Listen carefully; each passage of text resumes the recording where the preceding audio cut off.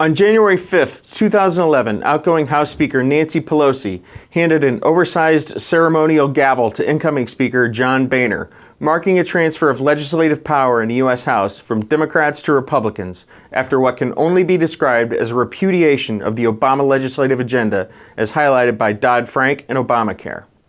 Over the next 4 years, Republicans in the House passed seemingly innumerable bills to repeal Obamacare only to see the bills die in the Senate, where the Republicans' slim majority meant Democrats could filibuster any bill they opposed, essentially blocking its passage.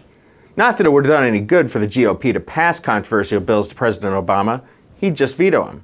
And on a few special occasions where Republicans managed to send controversial bills to Obama, he did veto them. Will that change under President Trump? It's anyone's guess. The smartest people in D.C. have huge water bills these days. Why? They're still washing the egg off their faces from trying to predict anything about Donald Trump. While Democrats are justifiably concerned about what a Trump agenda might do to President Obama's legacy, there's also a degree of trepidation on the Republican side. Under normal circumstances, you'd expect D.C. Republicans to act like, well...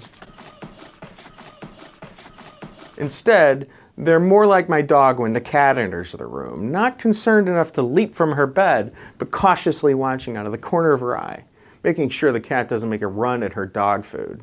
Non-ideological describes Trump better than Republican. Trump has more of a relationship with Chuck Schumer than with Mitch McConnell. Both New Yorkers, known him for decades. Trump was a Schumer campaign contributor.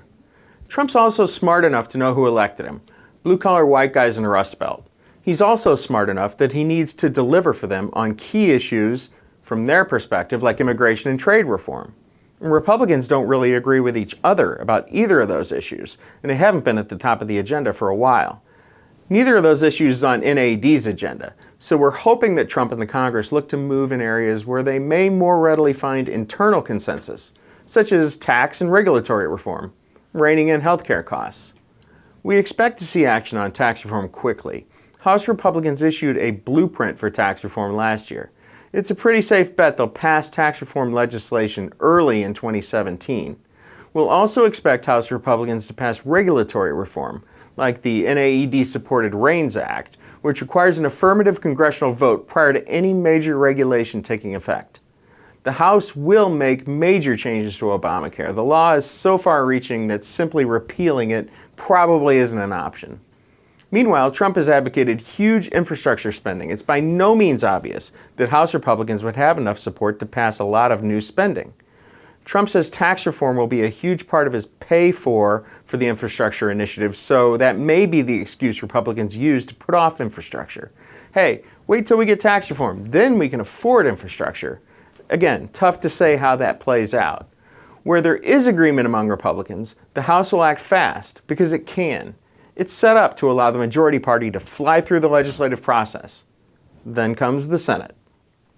The Senate likes to call itself the world's greatest deliberative body. Great and deliberative can mean very different things to different people.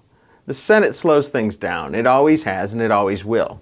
Republicans will have their hands full in the Senate with likely Supreme Court nominee and a slew of Trump cabinet nominees. These people all get hearings. Then they get floor debate. And if you've been paying attention, Trump has yet to nominate anyone who hasn't given Dems the vapors, or worse. These nominations will make action in the Senate look like me trying to go first or third on a drive to right field. The bottom line is that when you may be expecting a Trump administration and Republican Congress to fly out of the gate, making America great again, I'd advise patience. Greatness takes time. Trump can undo a lot of the executive orders Obama implemented quickly and easily, and he likely will. As far as regulations, Trump can't just sign them out of existence. The regulatory process is written into law. Changes are subject to the same process Obama went through to put them in place. In the coming weeks and months, we'll be going into greater detail on some of the key legislative initiatives we're watching in 2017. Look for a more in-depth discussion of tax reform once we actually have a bill to discuss. I can't overstate the importance of this opportunity to rewrite the tax code in a way that makes it easier to navigate, encourages investment, protects small businesses, protects LIFO, lowers rates, and helps larger companies repatriate foreign earnings that will stimulate our economy. That's a pretty heavy lift. We'll be there every step of the way. We'll be asking for your feedback on proposals and pushing you to communicate that feedback to your elected officials. But that's it for now. Enjoy the holiday season. Thanks again for watching, and thanks for supporting NAED.